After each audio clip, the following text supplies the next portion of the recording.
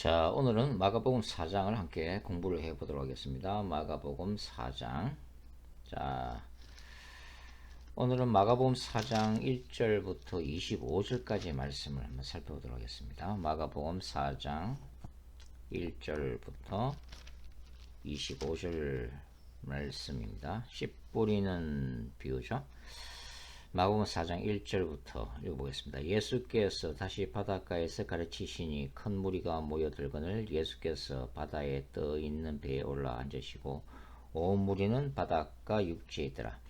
이에 예수께서 여러 가지를 비유로 가르치시니 그 가르치시는 중에 그들에게 이르시되 들으라, 씨를 뿌리는 자가 뿌리러 나가서 뿌릴새 들으는 길가에 떨어짐에 새들이 와서 먹어버렸고 들으는 흙이 얕은 돌밭에 떨어짐에 흙이 깊지 아니하므로 곧 싹이 나오나 해가 돋은 후에 타서 뿌리가 없으므로 말랐고 들으는 가시떨기에 떨어짐에 가시가 자라 기운을 막음으로 결실하지 못하였고 들으는 좋은 땅에 떨어짐에 자라 무성하여 결실하였으니 30배나 60배나 100배가 되느니라 하시고 또 이르시되 들을 귀 있는 자는 들으라 하시니라. 10절 예수께서 홀로 계실 때에 함께한 사람들이 12제자와 더불어 그 비유들에 대하여 물으니 이르시되 하나님 나라의 비밀을 너희에게는 주었으나 외인에게는 모든 것을 비유로 하나니 이는 그들로 보기는 보아도 알지 못하며 듣기는 들어도 깨닫지 못하게 하여 돌이켜 죄사함을 얻지 못하게 하려 함이라 하시고 또 이르시되 너희가 이 비유를 알지 못할진데 어떻게 모든 비유를 알겠느냐. 뿌리는 자는 말씀을 뿌리는 것이라. 말씀이 길가에 뿌렸다는 것은 이들을 가리킴이니 그 말씀을 들었을 때 사탄이 즉시 와서 그들에게 뿌려진 말씀을 빼앗는 것이요 또 이와 같이 돌밭에 뿌렸다는 것은 이들을 가리킴이니 또 말씀을 들을 때 즉시 기쁨으로 받으나 17절 그 속에 뿌리가 없어 잠깐 견디다가 말씀으로 인하여 환난이나 박해가 일어나는 때에는 곧 넘어지는 자요 또 어떤 이는 가시떨기에 뿌려진 자니 이들은 말씀을 듣기는 하되 세상의 염려와 재물의 유혹과 기타 욕심이 들어와 말씀을 막아 결실하지 못하게 되는 자요 20절 좋은 땅에 뿌려졌다는 것은 그 말씀을 듣고 받아 30배나 60배나 100배의 결실을 하는 자니라. 21절 또 그들에게 이르시되 사람이 등불을 가져오는 것은 말 아래나 평상 아래에 두려함이냐 등갱 위에 두려함이 아니냐. 드러내려 하지 않고는 숨긴 것이 없고 나타내려 하지 않고는 감춘 것이 없느니라. 들을 귀 있는 자는 들으라. 또 이르시되 너희가 무엇을 듣는가 스스로 상가라. 너희의 헤아리는 그 헤아림으로 너희가 헤아림을 받을 것이며 더 받으리니 25절 있는 자는 받을 것이요 없는 자는 그 있는 것까지도 빼앗기리라. 자, 오늘 말씀은 통상적으로 씨 뿌리는 자의 비유라고 알려져 있는 본문이죠. 근데 이제 정확하게 얘기하면 씨 뿌리는 자의 비유라기보다는 씨가 뿌려지는 땅에 관한 비유라고 할 수가 있습니다. 자, 오늘 본문을 저는 크게 4개의 구조로 한번 나눠봤습니다. 4장 1절부터 2절은 본문의 비유가 말해지게 된 배경을 얘기하고 있죠. 그 다음에 4장 3절부터 9절까지가 바로 씨와 땅에 관한 비유고 4장 10절부터 20절까지는 씨와 땅에 관한 비유에 대해서 예수님이 직접 해석해 주신 내용이죠. 그 다음에 이제 4장 21절부터 25절을 저는 이 씨가 뿌려지는 땅에 관한 비유에 대한 최종 결론으로 보고 있습니다. 자, 먼저 배경을 한번 보도록 하죠. 4장 1절과 2절 말씀인데요.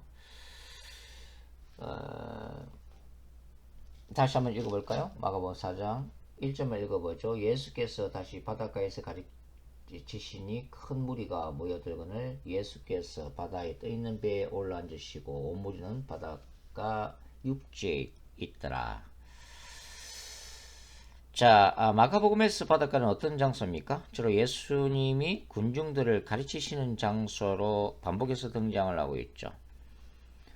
이러한 이 바닷가에서 예수님의 가르침이라고 하는 이 개념과 대조를 이룬 것이 바로 마태복음이죠. 마태복음은 예수님이 진리를 가르치신 곳으로 강조가 되어지고 있거든요. 대표적인 본문이 어디입니까? 마태복음 5장부터 7장까지의 산상순이죠. 그 예수님이 산에 올라가서 말씀을 가르치고 있죠. 또 마태복음은 이 산에 대한 강조로 끝이 나고 있는 구조죠. 마태복음 한 군데만 한번 찾아볼까요? 마태복음 자 28장 한번 찾아보겠습니다. 마태복음 28장 한번 찾아보죠. 마태복음 28장 16절부터 한번 읽어볼까요? 마태복음 28장 16절 11제자가 갈릴리에 가서 예수께서 지시하신 산에 이르러. 자, 이 산 바로 그 산이죠. 그 산이란 것은 뭡니까? 예수님이 산상수훈의 제자도를 가르쳤던 그 산이죠. 그 다음에 17절 예수를 배웠고 경배하는 아직도 의심하는 사람들이 있더라. 예수께서 나와 말씀하여 이르시되 하늘과 땅의 모든 권세를 내게 주셨으니 19절 그러므로 너희는 가서 모든 민족을 제자로 삼아 아버지와 아들과 성령 이름으로 세례를 베풀고 20절 내가 너희에게 분부한 모든 것을 가르쳐 지키게 하라. 볼지어다 내가 세상 끝날까지 항상 함께 있으리라 하시니라. 자, 그러면 여기서 20절에서 내가 너희에게 분부한 모든 것을 가르쳐 지키게 하라. 물론 예수님의 그 공생의 기간 동안 가르치셨던 모든 것이지만 이 마태복음 28장에서는 특별히 그 앞에 산상수훈을 가르치셨던 그 산이 강조되는 것을 봐서는 예수님이 이 분부한 모든 것, 이 제자도는 뭡니까? 바로 산상수훈을 중심으로 하는 제자도를 말하고 있는 거죠.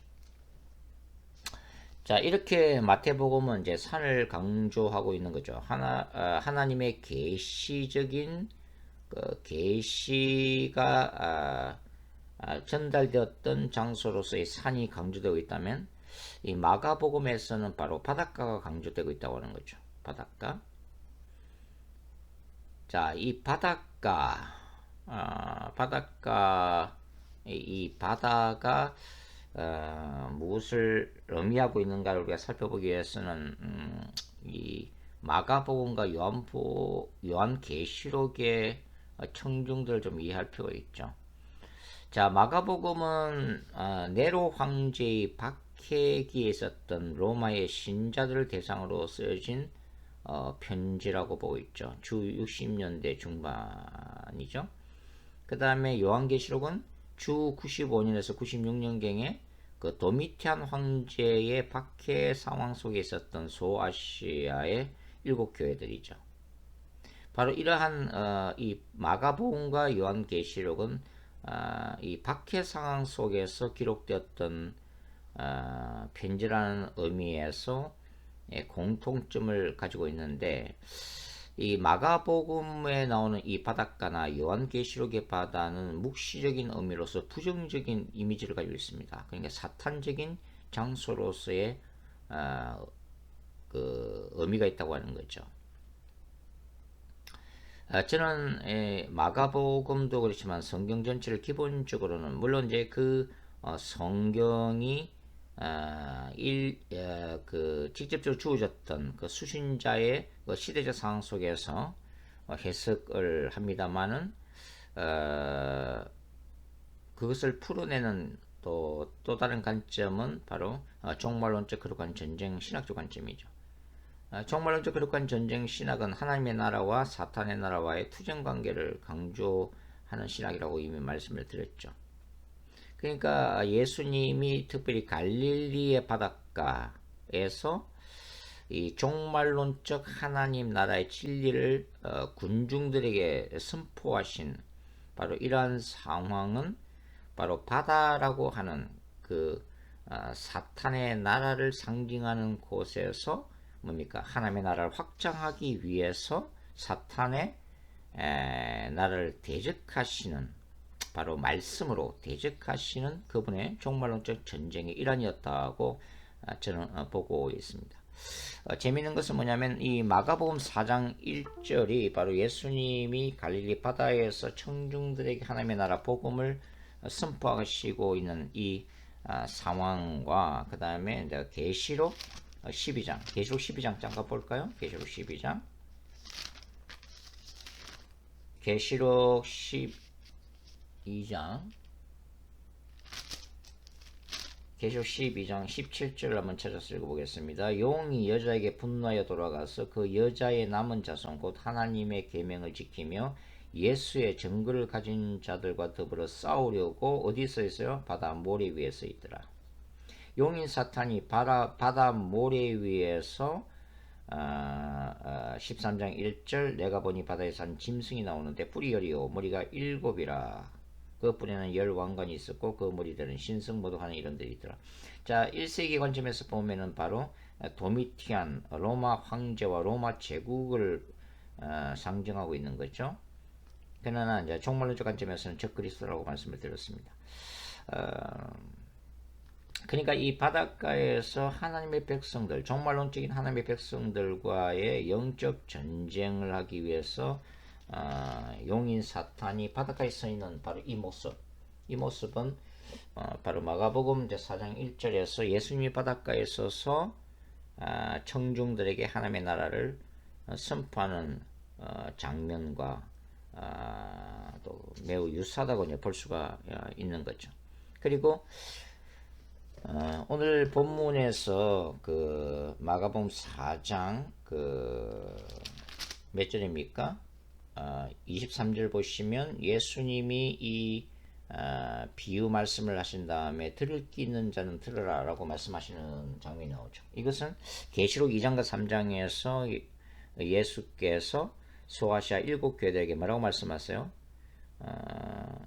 귀 있는 자는 성령의 하시는 말씀을 들으라 라고 하시는 또 그 메시지와 매우 비슷하다고 볼 수가 있겠습니다. 자, 오늘 본문에서 예수님이 이제 비유로 말씀을 하시는데, 이 비유로 말씀하시지만 이 내용은 실제로 예수님 당시에 바로 팔레스틴의 농부들에 관한 살아있는 예화라고 할 수 있죠. 그러니까 팔레스틴에서는 10월달과 11월달이 바로 이제 우기가 시작되지 않습니까? 비가 오죠. 그러니까 비가 이제 온 다음에 농부는 밭을 기경하고 그 다음에 흐리춤에다가 씨를 가득 담은 가죽 주머니를 달고서 이렇게 걸어가면서 씨를 흩뿌리게 되는 거죠. 그러다 보면은 씨가 이제 길가에도 떨어지게 되고 돌짝밭에도 떨어지게 되고 가시덤불에도 떨어지게 되고 또 좋은 땅에도 떨어지게 되는 거죠. 결국 예수님은 이제 이러한 비유를 통해서 하나님의 나라의 진리를 이제 전하고 계시는 건데요. 예수님이 직접 해석해 주신 오늘 그 비유의 말씀을 한번 살펴보도록 하겠습니다. 자, 본문에서 이제 씨는 무엇을 상징한다고 예수님이 말씀하시나요? 그렇죠? 말씀입니다. 말씀. 그러면 이제 씨를 뿌리는 자는 누구예요? 예수님이라고 할 수가 있죠. 마가복음 이제 2장 2절에도 예수님께서 도를 가르치시다라고 이제 기록되어 있잖아요. 이때 도라고 하는 헬라 로고스가 뭡니까? 바로 말씀이죠. 말씀. 그런데 여기서 이제 예수님, 하나님의 나라의 복음을 전하는 이 말씀, 진리를 전하시는 예수님의 모습은 사실은 이제 이 씨뿌리는 비유기 때문에 목가적이고 낭만적인 농부의 모습으로도 비출 수 있지만 사실은 그 본질적인 면에서는 바로 예수님의 모습은 홀리 워리어입니다. 워리어. 거룩한 전사로서의 이미지가 더 강하다고 할 수가 있는 거죠. 왜냐면 이제 이 비유에서 말씀이 뿌려지는 그 청중, 말씀을 듣는 인간의 마음속은 뭡니까? 하나님의 나라와 사탄의 나라가 서로 싸우는 치열한 영적 전쟁이라는 장소로 묘사가 되어지고 있는 거죠. 그러니까 말씀과 사탄의 활동에 관한 것이라고도 볼 수가 있습니다. 뭐 예를 들면은 그 설교 시간에 습관적으로 조는 성도들이 간혹 있잖아요. 근데 사실은 뭐 육체적으로 피곤해서 조는 것은 그것은 자연적인 현상이죠. 그러나 육체적으로 피곤하지도 않는데도 불구하고 설교 시간에 계속해서 조는 성도 있다면 그거는 영적인 문제로 해석을 할 수밖에 없습니다. 그렇기 때문에 이 말씀 선포 시간은 치열한 영적 전쟁이라는 시간이라고 해도 과언은 아니죠. 그래서 이제 우리 설교자들은 본문을 깊이 연구하고 그것을 바르게 성경적으로 전하는 것도 중요하지만 무엇보다도 그 뿌려지는 말씀이 온전히 성도들의 마음판에 심기지고 변화가 일어나도록 기도를 하는 것이 더 중요하다고 할 수가 있죠. 사탄의 활동을 중지시키고 성령님이 활동을 해주시도록 기도하는 것이 더 중요하다. 그런 의미가 되겠습니다. 자, 본문에서 밭이나 땅은 뭘 의미하는 거죠? 말씀을 듣는 바로 청중들의 마음이죠. 그래서 마음밭이라고도 우리가 부르잖아요. 또는 이 본문에서 등장하는 이 네 가지의 땅은 뭡니까? 네 가지 종류의 그 청중들의 반응을 의미한다고 해도 틀린 말은 아니죠. 자, 오늘 이 본문에서 비유는 그 자체가 중요한 것이 아니죠. 그 자체가 중요한 것이 아니라 비유가 내포하고 있는 메시지가 더 중요하다고 할 수가 있습니다. 오늘 본문 이제 10절부터 다시 한번 읽어볼까요? 마가복음 4장 10절부터 12절까지 한번 읽어보죠. 예수께서 홀로 계실 때 함께한 사람들이 12제자와 더불어 그 비유에 대하여 물으니.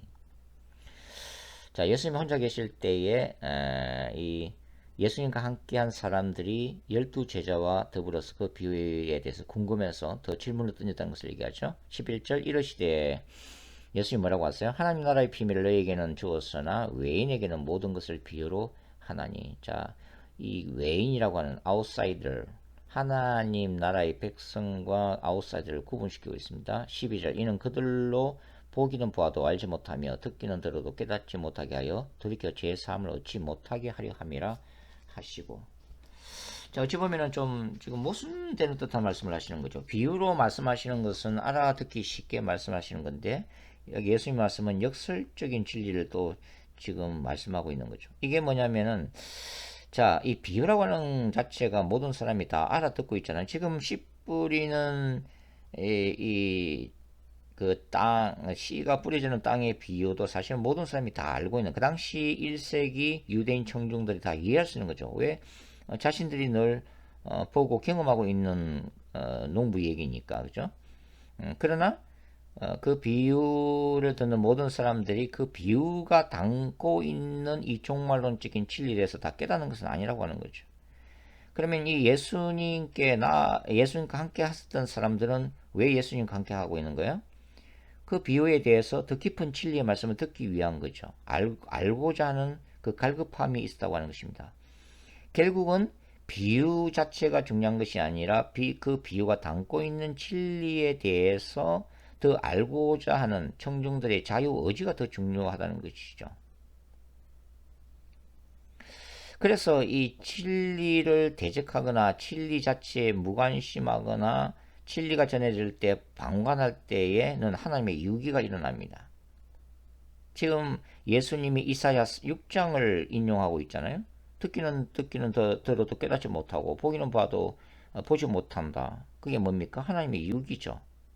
하나님이 그대로 내버려 두심입니다. 그러니까 진리가 전해질 때에 진리에 대해서 반응하지 않을 때 하나님은 그냥 내버려 두신다는 거죠.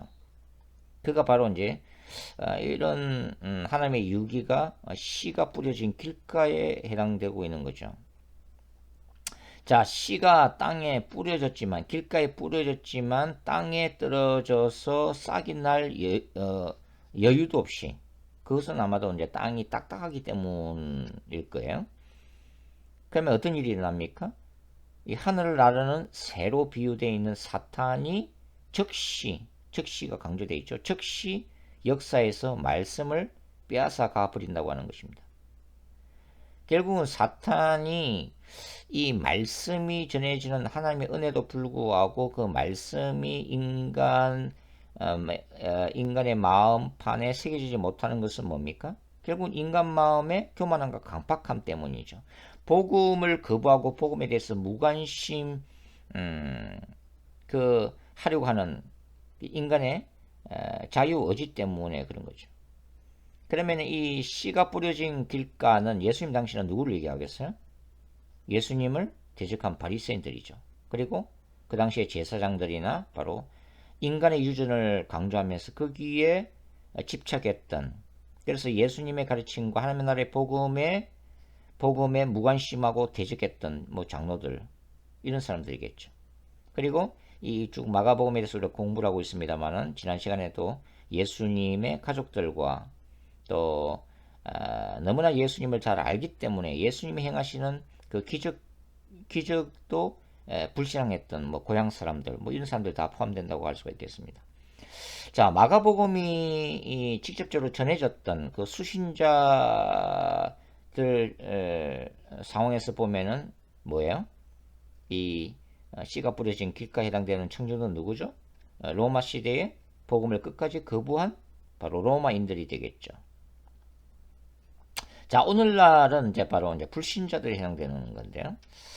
자, 여기서 우리가 한 가지 생각해야 될 게 뭐냐면, 어떤 분들은 그런 분이 있어요. 굉장히 성품이 고결하고 또 선한 일을 하고, 우리가 소위 얘기하는 법 없이도 살 수 있는 그런 강직한 분들이 있습니다. 근데 그런 분들이 어떤 분들은 굉장히 예수님의 복음에 대해서는 완강한 태도를 보이시는 분들이 있잖아요. 복음을 아예 처음부터 듣기를 거부하시는 분들이 있죠. 끝까지 복음을 거부하는 분들이 있다고 하는 거죠. 이런 분들은 뭡니까? 결국은 종말론적인 지옥의 판결을 피할 수가 없다고 하는 거죠. 인간적으로 너무나도 좋으신 분들이고 선한 분들이지만 지옥의 판결을 피할 수는 없다.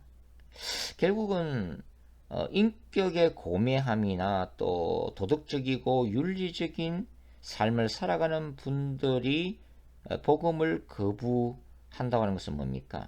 하나님 앞에서는 뭐죠? 그 마음이 완악한 거잖아요. 완악한 것입니다. 본질적으로는.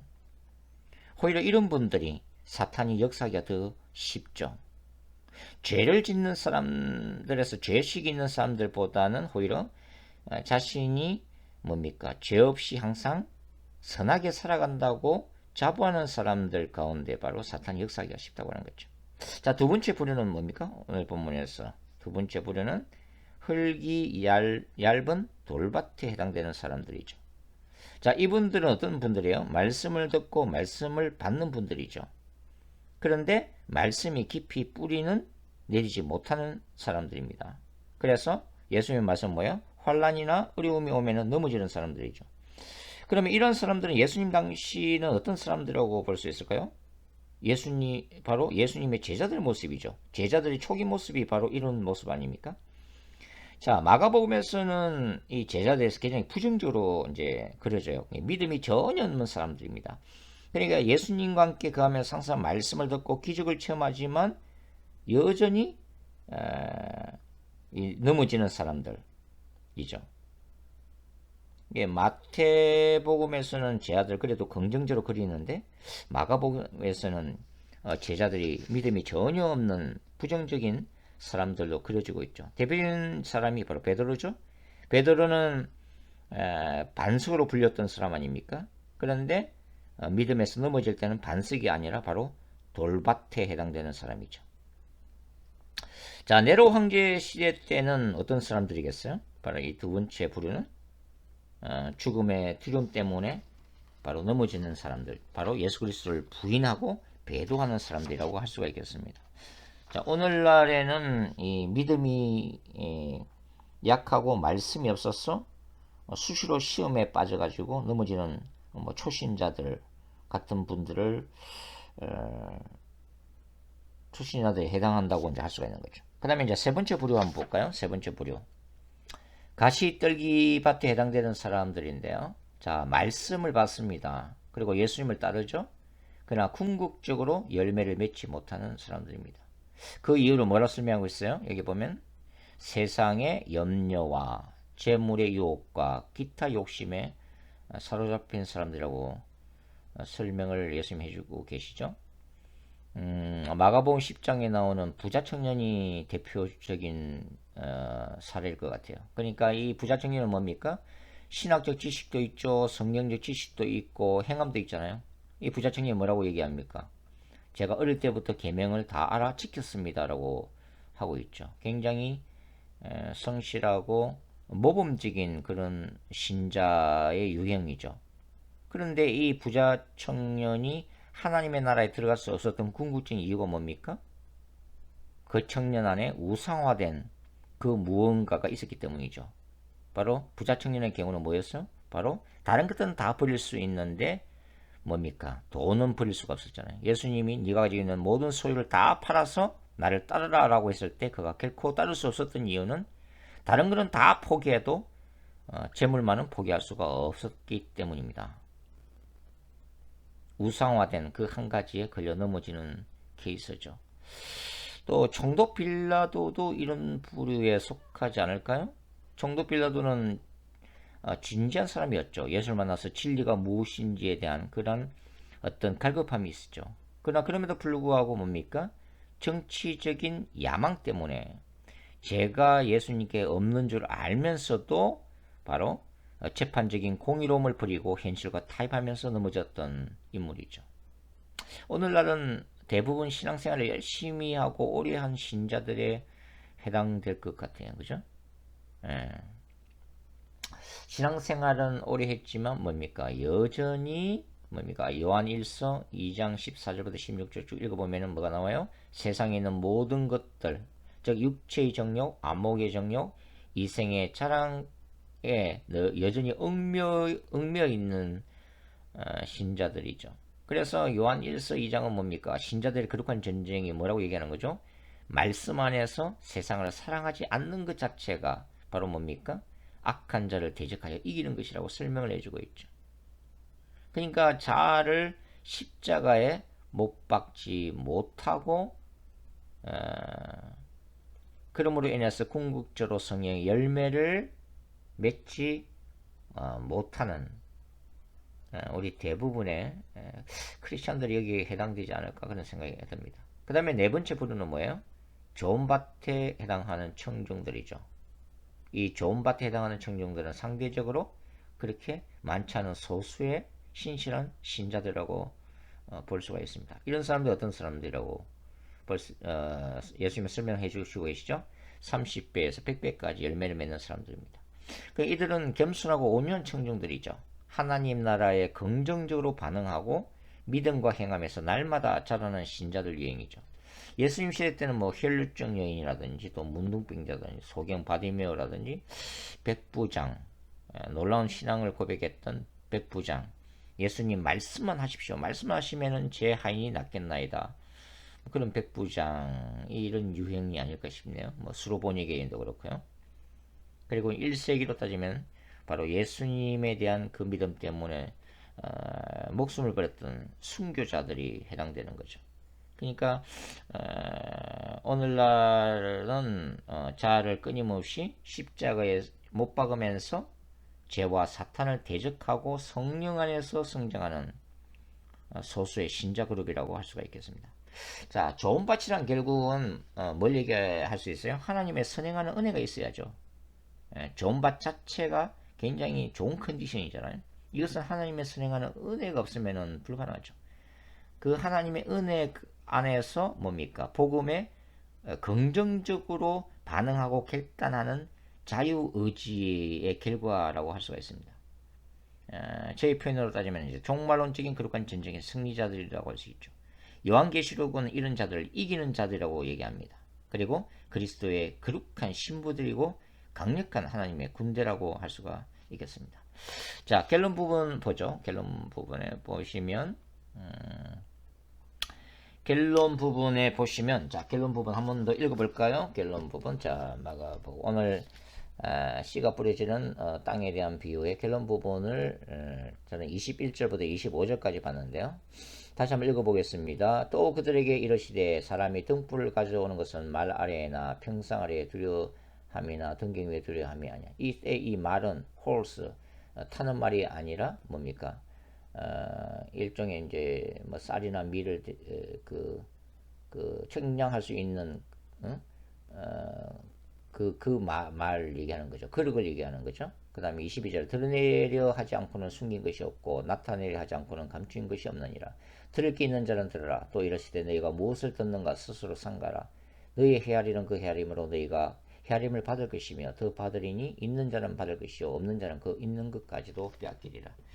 자, 이 등잔을 등불을 침대 밑에나 또 이 그릇으로 이게 그릇 아래 그릇으로 덮어 놓는 것은 그때는 등불을 사용하지 않을 때죠. 그러나 궁극적으로 등불은 사용하기 위해 쓰고 그때라면은 이 등불의 빛은 뭡니까? 모든 사람들 비추기 위해서 존재하는 거죠. 자, 숨긴 것은 언제나 드러나기 마련이다. 이게 이제 말씀의 핵심인데요.